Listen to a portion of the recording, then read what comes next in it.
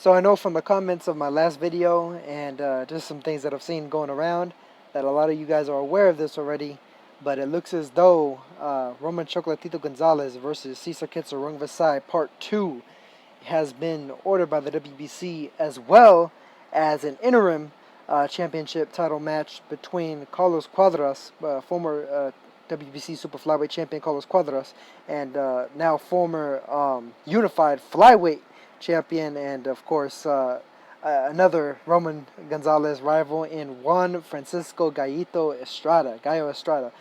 He's going to be fighting against Cuadras.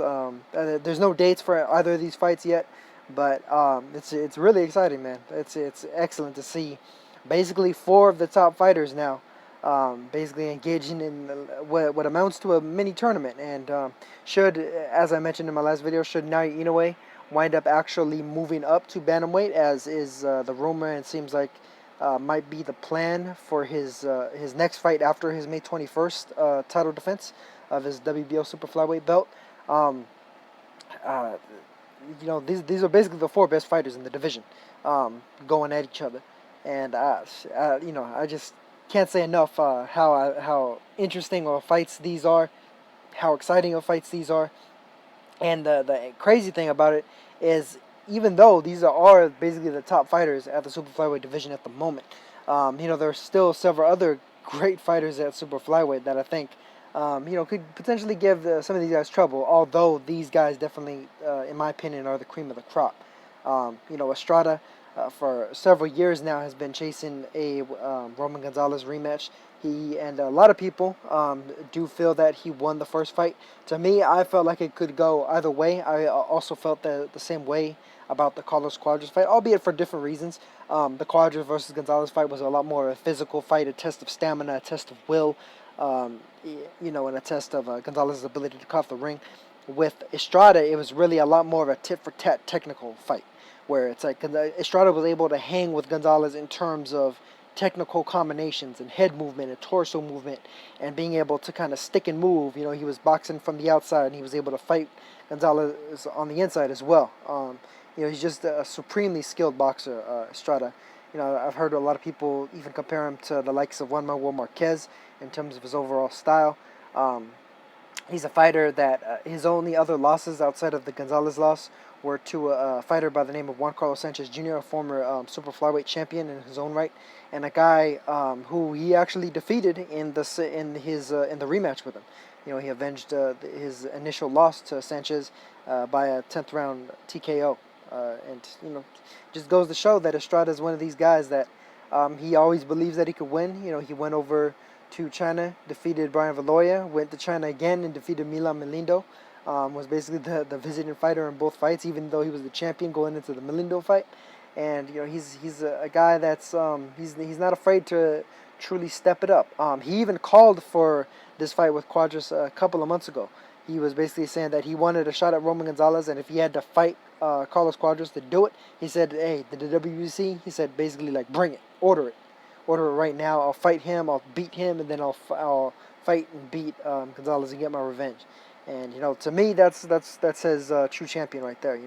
A fighter that's not even necessarily looking to just get the pass and going straight after the top name or the top guy in the division, but he's willing to put it on the line against an extremely dangerous opponent in the likes of a Cuadras. A guy that in the aftermath of what happened with Gonzalez's face in the Cuadras fight, a lot of people, I think reasonably, felt like he was one of the nastiest guys in the super flyweight division. An extremely dangerous fighter.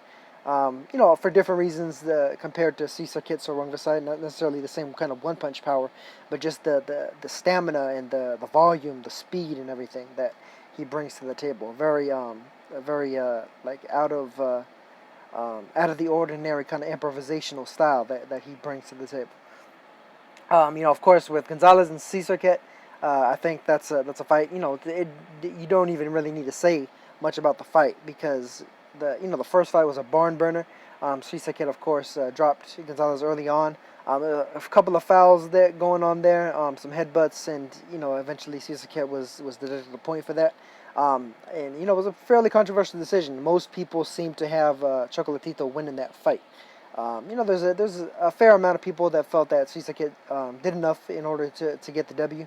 But personally, the way I see it is that if Estrada wasn't able to get the W with how good he did against Gonzalez, if Cuadras wasn't able to get the W with how good he did against Gonzalez, just in the grand scheme of things, I wouldn't say that Srisaket was the most difficult opponent that Gonzalez has ever had. I'd say that Cuadras and Estrada really did a better job overall. But it just goes to show, sometimes different things happen with regards to the judges. They see different things at different angles. The three different seating positions and all that. But I'm not even going to really get into that very much right now. It's still an awesome fight regardless of what happened the first time around. Of course, the recent news that people have been talking about Kovalev and Ward 2 coming up too. And this is another fight that's very much in that same vein. I mean, Gonzalez versus Srisaket, the first fight was controversial, and they're going to run it back, and we'll see what's what with regards to a rematch. Not only that, but we also get a fantastic, mandatory lead-up, co-feature, co-main event, whatever, however you want to call it. I'm not sure if these fights are necessarily going to be on the same card, but if they were able to pull that off, I think that would be excellent. I think that would be a boon, not just for the Super Flyweight division, not for just for the lower weight classes, but for the sport of boxing as a whole. I've said for years now that the lower weight classes, basically bantamweight and below, have been supremely undervalued and underserved by the sport of boxing. That just value for money in terms of the amount of just fighting spirit that a lot of these fighters bring. Not only that, but in terms of fighting spirit, but in terms of fighting ability, in terms of fighting class, in terms of diversity of styles, and in terms of guys that are just dedicated to their craft so vehemently that they reach a level of expertise that I really think is, almost unmatched in a lot of the other divisions, and that includes a lot of the higher divisions. To me, especially with a lot of these guys at the lower weight classes, you aren't necessarily getting some of these guys that were athletes in other sports and then they transition to boxing later in life, and the thing is, there's exceptions to that rule. There's guys that are able to transition to boxing later in life and become fantastic boxers. You have your Sergio Martinez's, your Nick Campbell's, your Mauricio Herrera's, etc. But that tends to be more the exception rather than the rule. With regards to a lot of these guys at flyweight, super flyweight, bantamweight, you have guys that have been boxing ever since they were kids. They are completely enveloped into the sport, and a lot of these guys actually turned pros when they were kids too. As a matter of fact, they turned pros as teenagers and such. So just the level of ability, I mean, just in these two fights here is, to me, incredible. I mean, you have a guy that was and maybe still is, depending on how you look at it, pound for pound number one in Roman Gonzalez. You have a former pound for pounder in Juan Estrada. May have fallen out of a lot of people's lists simply because of overall inactivity the last couple of years, but he had broken into the bottom half of the top 10 pound for pound on the ESPN list, on the Ring Magazine list, on a few different lists that I've seen out there. And just in terms of overall level of ability, technical ability, and just the quote unquote eye test, I'd say that Estrada is very much in the pound for pound ranks, and just simply for what he's able to do. Just his ability to counter punch you with combinations and vary up those combinations from all different angles, and be able to counter damn near any shot that an opponent throws at him is just a very impressive, skill set for him to be able to have. Not only that, but he's actually quite good on the front foot too. A lot of times you get some of these counter punching guys that are so back foot heavy, when they have to come forward, they really lose something. With him, it's not the case. He can come forward and counter punch you. He can move backward and counter punch you. Laterally and everything. Cuadras is another guy, not necessarily in the technical sense, but just in the athletic sense, the agile sense. A guy that was extremely fast hands, quick feet. Just the variation of combinations that he's able to throw. Speedy, darting all around the ring. He'll showboat a little bit. He's from that Roy Jones or Prince Nassim ilk.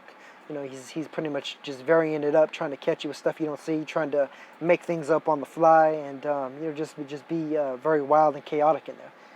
And you know, just in terms of the level of ability that he was capable of fighting at, with regards of the fact that he was able to defeat Srisaket before, and also give Gonzalez not only one of the nastiest fights of Gonzalez's career, but basically the fight of the year in 2016. I don't think any fight at all in 2016 came close to the level of skill, will, ability, and the whole nine as Cuadras and Gonzalez. You know, I've said it before. To me, that was like a mini Sugar Ray Leonard versus Roberto Duran 1. You know, it was just the pace that it was fought at, the level that it was fought at was you know, something truly special unto itself.